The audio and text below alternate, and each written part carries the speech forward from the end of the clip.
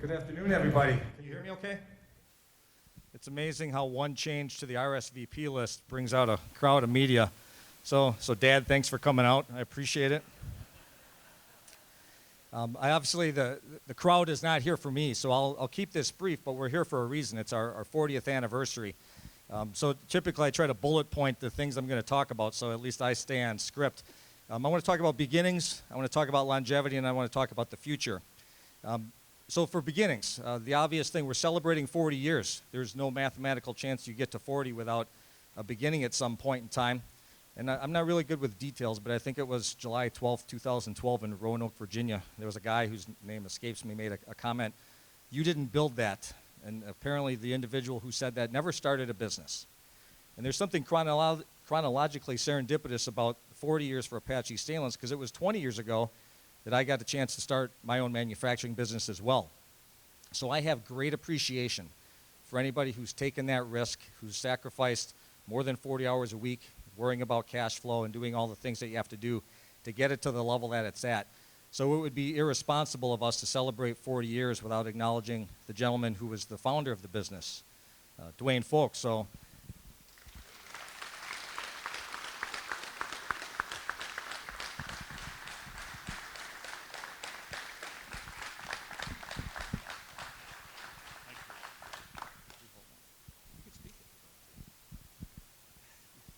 Well, I want to thank everybody. It really wasn't me that built Apache Stainless. It was all the employees. So thank you.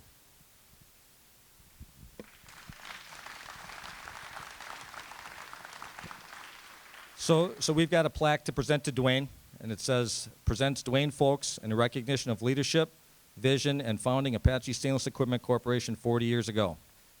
And of course, it's backed on stainless steel.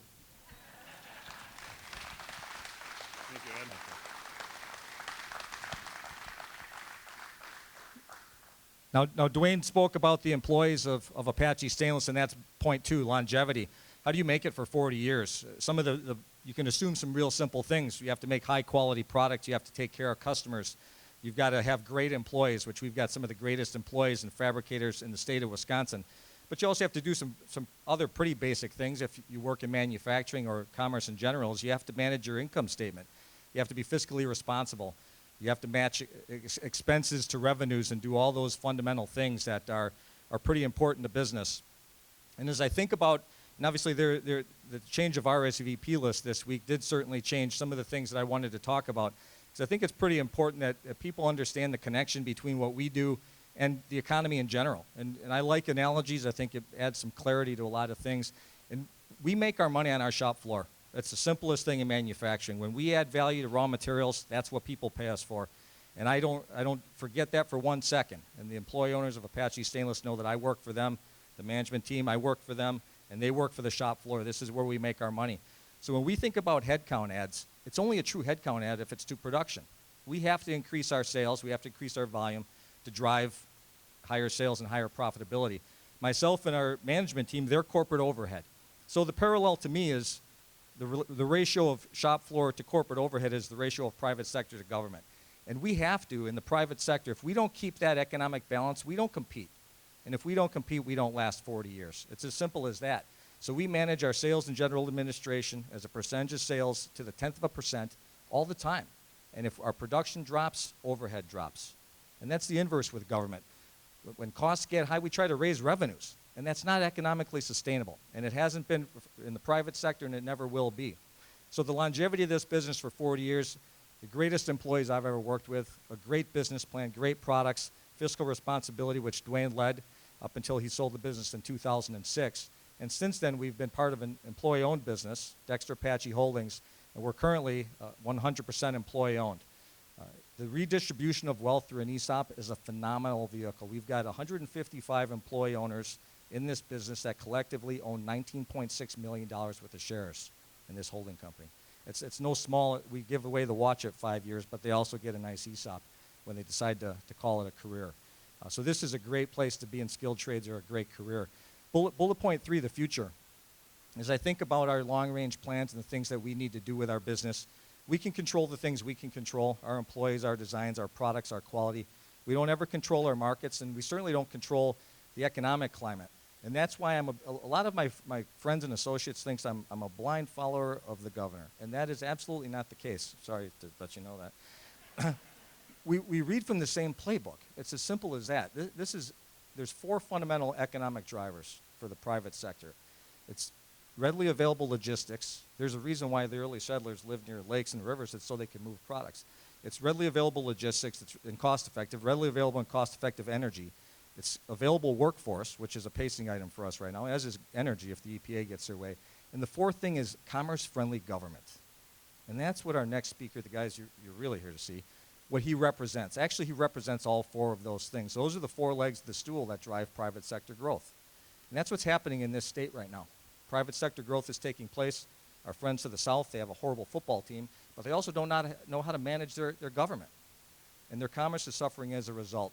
So if there's one thing that might be a good segue for you, Governor, I think you could pick up from that. Now, for the person everybody's here to see, the 45th Governor of the state of Wisconsin, Scott Walker. Thanks. Well, Ed did a pretty good job. I should just say thank you and sit back down, but thank you, Ed, to you, to the management team, to all the employees, because as was mentioned, you're employee-owned, and we appreciate that. Congratulations to all of you.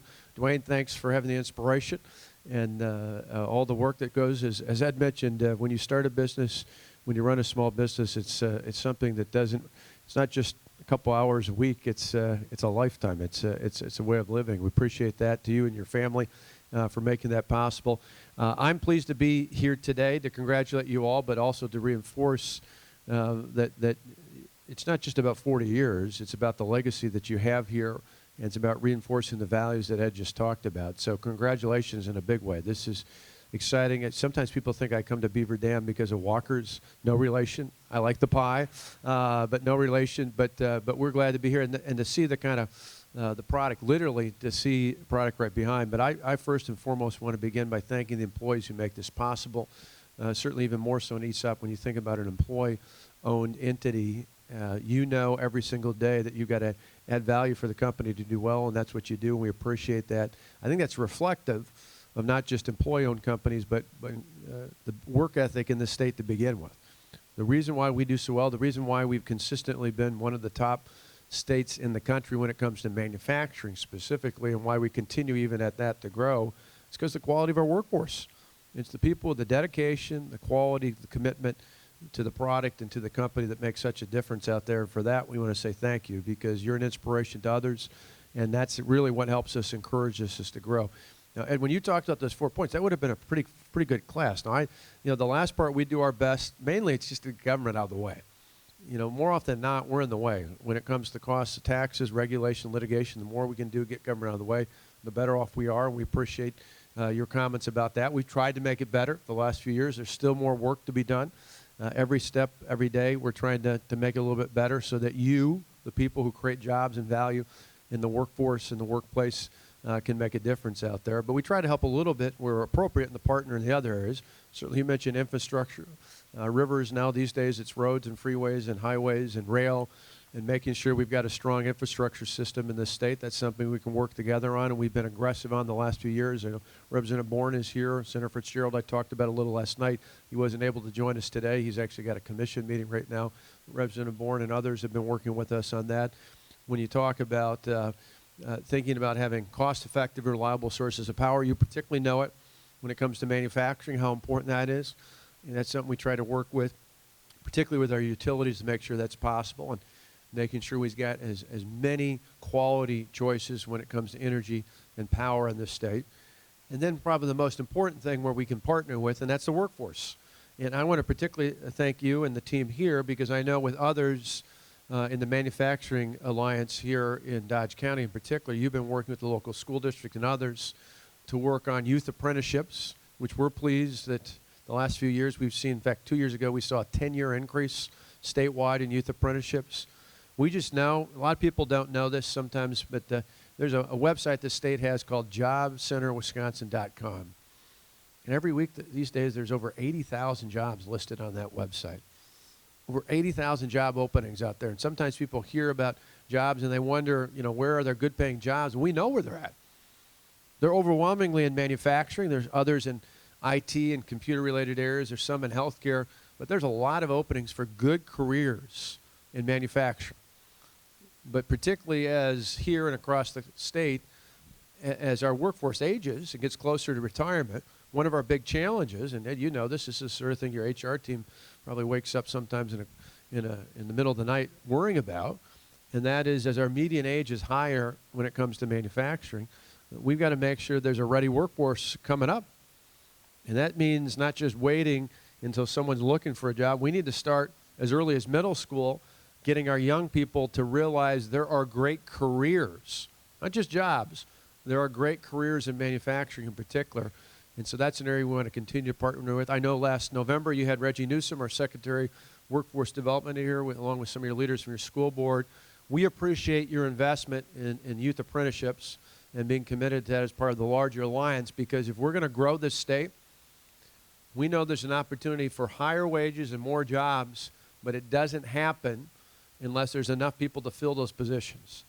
And one of the biggest barriers to employers here in the state, and I found, even as I was traveling a few other places along the way in the last few months around the country as well, is the state that gets out front and can be most aggressive in terms of getting more people ready to be in the workforce, whether it's young people coming out of school or others looking for better career opportunities. The more we can put people in the right direction through apprenticeships, through our technical colleges, through other programs into those positions, that's going to be the country, or excuse me, that's going to be the state that leads the country when it comes to economic revival going forward. And so we appreciate your leadership, not just for 40 years. 40 years is about longevity, and that's impressive. But more impressive is what you're doing as a team, what you're doing with your product, and what you're doing to help enhance the workforce. And so we couldn't be more pleased to be here today to say congratulations. You're part of a great success story. You know, when I think about just a few years ago, the challenges the industry had, we had here in the state as well.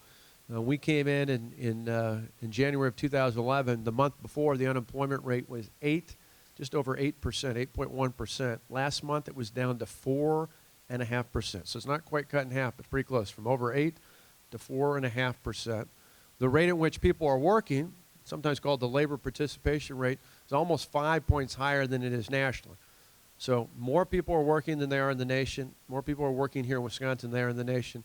Fewer people are unemployed than there are in the nation here. We see a tremendous turnaround when it comes to the workforce. All the jobs that were lost during the recession have been regained. Wages continue to grow. You look at the state government overall, we've tried to provide you with the kind of stability you talked about. We had over a $3.5 billion budget deficit when we came in. Years ago, we inherited that.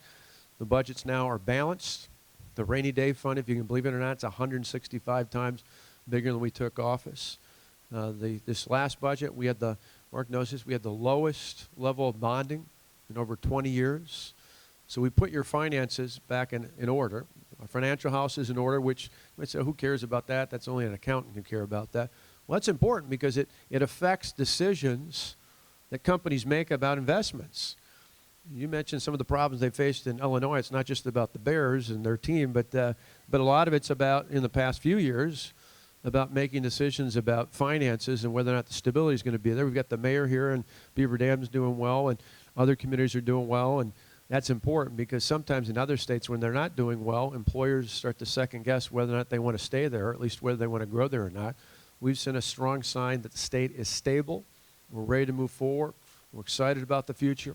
Where appropriate, we are stepping up and being a partner, particularly when it comes to workforce development, making sure we've got people trained and ready and prepared to take on the careers of the 21st century, and your help leading the way in that regard. So it's really an honor to be here. I've got a plaque I'm going to hand you because that's one of the cool things governors and mayors get to do, right? We get to declare it days. So Ed, come on up. We're going to give this to you. I'm not going to read all the whereases because those are self-apparent. But I get to name it Apache Stainless Equipment Corporation Day all throughout the state of Wisconsin in honor of your 40th anniversary. And just let you know, as all of you as employee owners, this is your day. Just remember, it doesn't work, though, if you speed on the way home. The trooper won't let you out of the speeding ticket just because it's your day. But other than that, congratulations. We appreciate it very much.